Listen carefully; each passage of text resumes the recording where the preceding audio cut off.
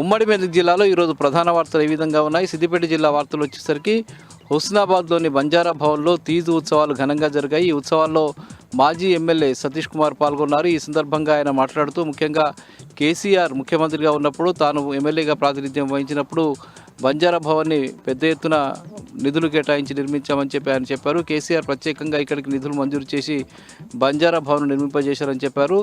గిరిజనుల సంస్కృతిని కాపాడడంలో తెలంగాణ రాష్ట్ర ప్రభుత్వం అప్పుడు ప్రయత్నం చేసిందని చెప్పారు. కేసీఆర్ గిరిజనులకు అన్ని విధాలుగా అండగా ఉన్నాడని చెప్పి సతీష్ కుమార్ ఈ సందర్భంగా చెప్పారు.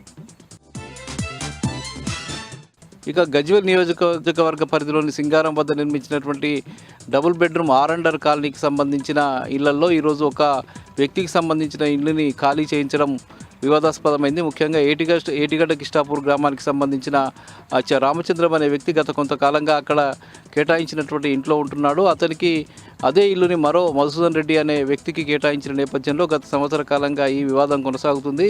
కలెక్టరు కాంగ్రెస్ పార్టీకి సంబంధించిన నాయకులు జోక్యం చేసుకుని ఈ వ్యక్తిని రామచంద్రం అనే వ్యక్తిని అక్కడి నుంచి వెళ్ళగొట్టాలని చెప్పి ఆదేశాలు ఇచ్చిన నేపథ్యంలో రామచంద్రంని పోలీసులు అక్కడికి వచ్చినటువంటి నాయకులు కలిసి బయటికి వెళ్ళగొట్టిన నేపథ్యంలో అక్కడ వివాదాస్పదం నెలకొంది. రామచంద్రం కుటుంబం గత సాయంత్రం నుంచి కూడా కనిపించకుండా పోవడం పట్ల కూడా పెద్ద ఎత్తున వివాదం ఉంది. అతను వాళ్ళు ఏం చేసుకున్నారు, ఎక్కడికి వెళ్లారనే విషయాల మీద పోలీసులు ఆరా తీస్తున్నటువంటి పరిస్థితి నెలకొంది.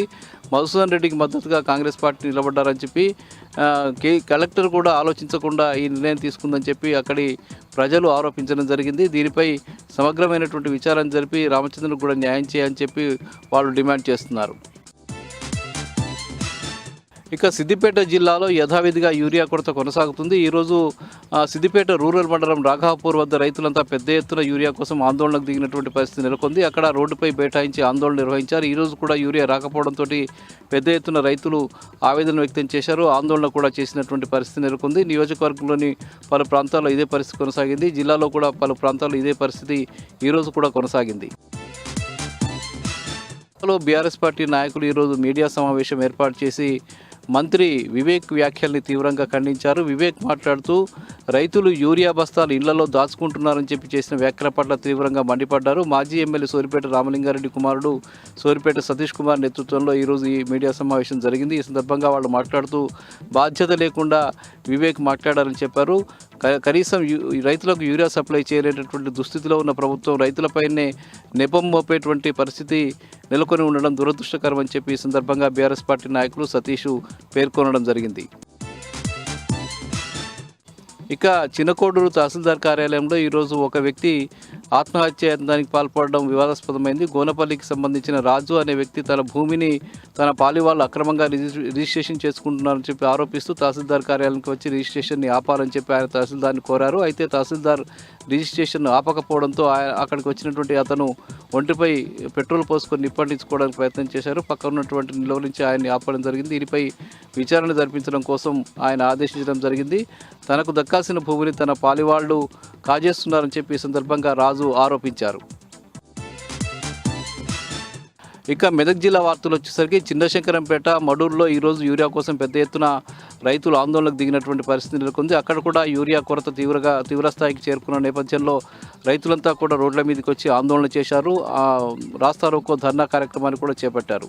ఇక నర్సాపూర్లో కూడా ఈరోజు పెద్ద ఎత్తున రైతులు యూరియా కోసం ఆందోళన కొనసాగించినటువంటి పరిస్థితి కనిపించింది. అక్కడ అంబేద్కర్ చివరస్తాలో రైతులంతా కూడా బైఠాయించి ఆందోళన చేశారు. అక్కడ యూరియా కోసం వచ్చిన నేపథ్యంలో నో స్టాక్ బోర్డు కనిపించడంతో వాళ్ళంతా ఆందోళనకు దిగారు. ఈ నేపథ్యంలో అక్కడికి వచ్చినటువంటి స్థానిక ఎమ్మెల్యే సునీతా లక్ష్మారెడ్డి రైతులతో మాట్లాడారు.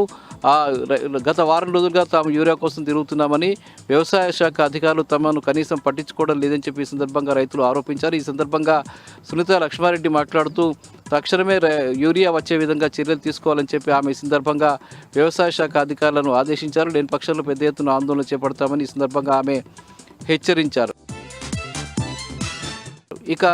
ఇక నర్సాపూర్ నియోజకవర్గంలోని చిరిపిడేలో ఈరోజు నర్సాపూర్ నియోజకవర్గ స్థాయిలోని రైతులతో కలిసి ఎమ్మెల్యే సునీతా లక్ష్మారెడ్డి పెద్ద ఎత్తున ధర్నా నిర్వహించారు. యూరియా కొరతకు నిరసనగా ఈ కార్యక్రమంలో పెద్ద ఎత్తున రైతులు, బీఆర్ఎస్ పార్టీ నాయకులు పాల్గొన్నారు. ఈ సందర్భంగా సునీత లక్ష్మారెడ్డి మాట్లాడుతూ రాష్ట్రంలో కాంగ్రెస్ పార్టీ ప్రభుత్వ హయాంలో కనీసం రైతులకు యూరియాను కూడా సప్లై చేయలేనటువంటి దుస్థితి నెలకొని ఉందని చెప్పి ఆమె చెప్పారు. ముఖ్యంగా రైతు ఏడ్చిన రాజ్యం, ఎద్దు ఏడ్చిన యువసం ముందుకు సాగదని చెప్తున్న పరిస్థితి మళ్ళీ కనిపిస్తుందని చెప్పారు.